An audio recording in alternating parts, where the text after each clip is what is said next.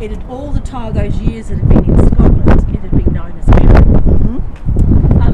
And so that was one barge which took the ship down to London for renaming, then across to Rotterdam, where it was fumigated to Australian quarantine standards and put on the deck of an enormous carrier called the Pallenpern. And so it was the Pallenpern that transported it from Rotterdam over to the US, where they picked up more cargo, which was stored in the hold of the Pallenpern, while this was still sitting up on the deck.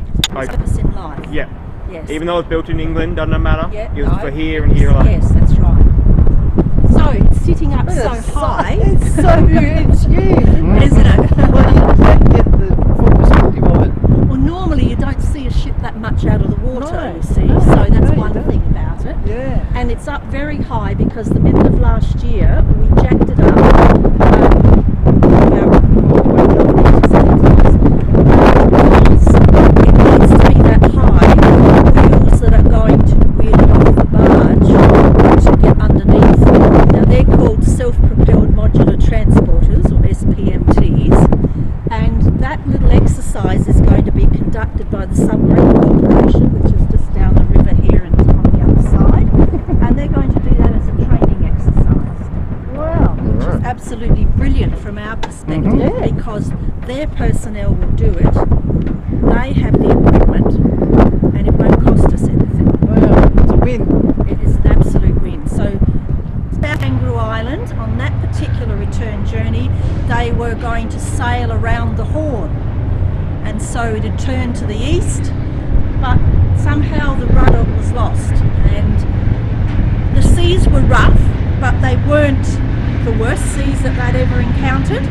So whether something gave it a jolt that pushed up the pintles out of the brackets, we don't know, and they didn't know, basically. I mean, we can surmise that perhaps there was a whale involved, but it was a bit of a guess, really. So it wasn't actually locked in, it just slid down almost like... Really very easily along the waves. It was actually capable of doing 17 knots, which I guess apparently faster than I think that's about 30 or so, I think, kilometres. Is it? I think Right. most boats are Yeah, I must look that up and convert it. That's be a good idea. Is it possible to step out?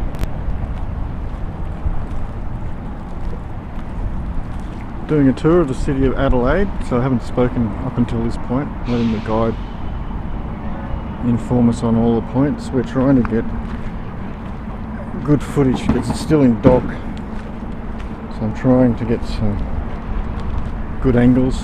Because the ship's so large on the outside, it's hard to get good angles. We will go inside, apparently, do some inside shooting, and I'll let the guide do the talking. She's probably more informative about it than me. Bedding and accommodation and everything? Oh yeah, yeah. Okay, so so- they lived in here for 3 months, basically. Yeah, but it's not just 270 people fitting in here, it's everything else with them as well. Yes. Okay, that So makes a lot of around sense. the sides were bunks, and the privacy between bunks was provided by curtains. Oh, that's nice. Now the reason for that, I think, yes, it's nice to have the privacy. Pity about the hearing though. Was that when it became, on its return voyages, when it was turned over to carrying cargo at this level, they could just push the curtains back. Yeah. See, and so that made it a lot more flexible. In the centre would have been a table with bench type seats, and that was kind of the centre point of their day. If they weren't sitting on their bunk reading a book or something, then they'd be here, or if it was a fine day, they'd be able to go out into the open deck. But when I didn't stop too long coming up the stairs because I forgot, basically, but you'd be able to see the waterline actually covered part of this deck. So it was partially below the waterline. Yeah, okay. Yes, so can you see it from there?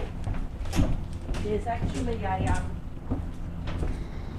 if you have a look just before you get to the second window, see that, you come and stand where I was because I could see it quite clearly. Yeah, Just before you get to the second window, there's a round circle Round scratch, cut into yeah. the side with a line going through the middle. And that's the water line.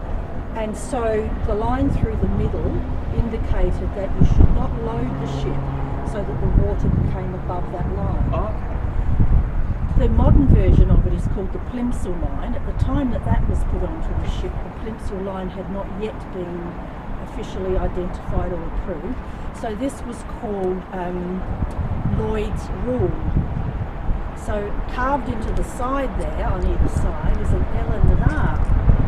When I first saw it, as I didn't have a maritime background, I thought that meant so totally different lifestyle. This More like peasants down here. Yes, that's right. A bit like me, really. But anyway, I was going to say us, but that's presumptuous. So, so this is from a book, not of this ship, just showing the type of setup that that people lived in during the voyage. Yeah. So interesting here that if you wanted anything that was you know, out of the ordinary or tasty even, you needed to bring it with you yourself. So it says here if you want to enliven the basic rations. So this, in this box, is what they got, basically? Yes, well, when it was initially set up, it was all quite clear, but over time things have been moved around a bit. But certainly these sorts of things were definitely the sort of food that they ate. Perhaps the proportions are not what they were. Very bland, wasn't it? Well, yes, but then English cooking, generally speaking, was fairly bland compared to what we enjoy today. Yeah. Enough to What get am your I? nutrients and that's it. Oh, who am It's I? a butter. Mouse. It's a mouse. We've actually got rats around the place. I didn't Yeah, thought. Yeah, I'm trying to find the cat. Oh, there is one over Yeah. there.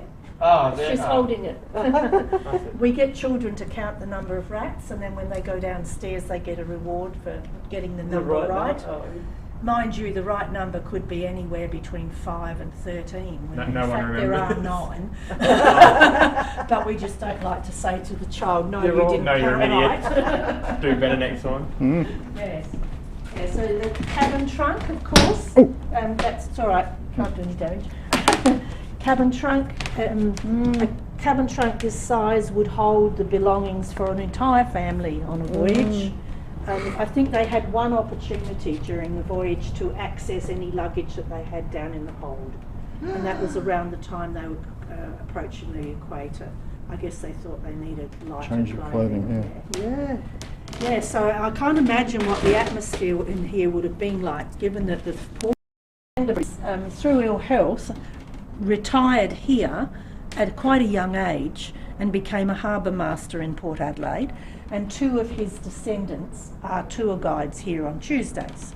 They're Wow. just a couple of years younger than me, the 2 ladies. So yeah, it's really great that we've still got that Yeah, the connection. Yeah, Mm. well.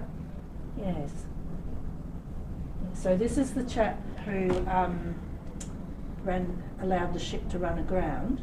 Oops. So he was reprimanded in that he was suspended from duties for 3 months, which was really quite tongue-in-cheek almost, because that's about the period of time that the ship would normally be in port.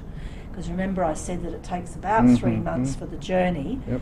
and that they did a journey, you know, out and back Yep. once a year. That's because with the uncertainty of the weather, you know, dominating when a ship would arrive, they could never have passengers and cargo lined up in advance. Once the ship came to port, then the arrangements were made about what passengers and cargo would go with it on its return voyage. And so that took time. So they had a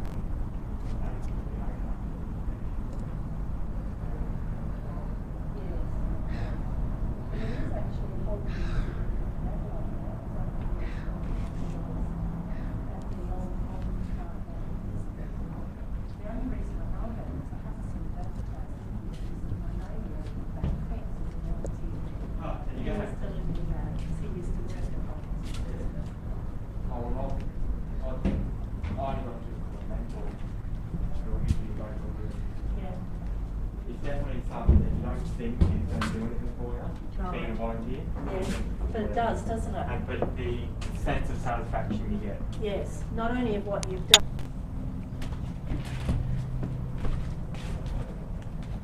And so we come to the section that would have been occupied by the single men. So I said before that it was the masses that were at this level. How they were organised was that the families were in the middle, the single ladies were at the stern. This is for sleeping arrangements. During the day they could intermingle, of course, and the single men were in the bow. If you know anything about ships, the bow is the part that's not so great to travel in, so sorry guys. Hold on. Yes. And up above them, just to make life really interesting, was where the animals were accommodated. No, not all of it. Some of this part up here was where the crew were, but up in this direction, the animals were accommodated. They were on the open deck, but they did have shelters, so you know there were stable type shelters, and the chooks were in coops and so on. Although there, in some of the diaries, it does mention that they had rough weather and the waves came right across the decks and all the chicken coops went into the sea. Mm. Yes, so even Source the of food chook just wasn't- left. Yes, Yeah. exactly. Yes. So, So it was boys over 12 years old. sorry? I'm Yes, just reading this boys yes, over 12 yes. were considered men. Considered to be, yes, that's very young, isn't Isn't it? it? Mm. Isn't it? Right. So was that for the obvious reason of not intermingling single men and women, or was that a... Well, it was only a nighttime thing. They could mingle during the day. There wasn't like a prevent disease or anything like No, that in between? no. It was just the morals of the day. Yeah, okay, yeah. Yes, yes. That's right. You might have noticed on that map we spoke of with Ian McLaughlin's diary that the ship didn't actually stop after it left England until it arrived here. And so hence the need to carry the live That much animals. food and... Yes, and of course they had to carry water. They were actually able to refine some water, so they had a small desalination plant. Okay. I'm not really the size of the wheel. I understand that it's actually a little bit small to steer a ship of this size normally. So it's an interesting choice by the Navy. I'm sure it's just whatever they had in storage at the time. Maybe so. So this is the actual wheel, it's not a replica or anything, and that was available at auction a few years ago, and we were able to purchase it through donations from two of our supporters. Mm. So it was nice to get back something that was kind of an original era Fixture. thing. Now these photos are rather good because they show you the situation in Scotland, and it's really quite ironic that on this side of the fence, this was owned by the Maritime Museum in Scotland, but when they brought the ship, having brought it up from the bottom of the river, they brought it onto the slipway to place in Irving. They didn't actually place it in their own property. Had they done so, it all could have been a different story again. Hey. They put it on the other side, and it was on privately owned land. So there we are. So that's showing you the cradle constructed to satisfy the maritime authorities, and then taken apart and put underneath the ship here, and all connected, and the ship jacked up. And then the SPMTs brought in under here. It's a bit hard to see them now because I think so many guides have gone like that actually worn off the surface of the photograph, which is a shame. We'll have to do something about replacing that, I think. But that's all wheels under there. Yeah, I was going to say, and it's then like semi-trailer wheels. yes, and then they're controlled through these boxes and somebody holding a little handheld piece. Yeah. Amazing, isn't it?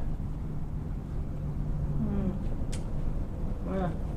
There's more photos further down that pick up the story after that, but for some reason this is in the way, so we'll talk about this next then.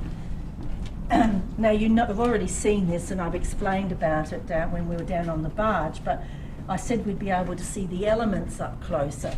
So this shows you that at the time that this was developed, what was important to the new colony. So obviously the agricultural products, we've got that represented with 4 different symbols, including this massive one at the bottom. The mining up the top there, and the sailing ship.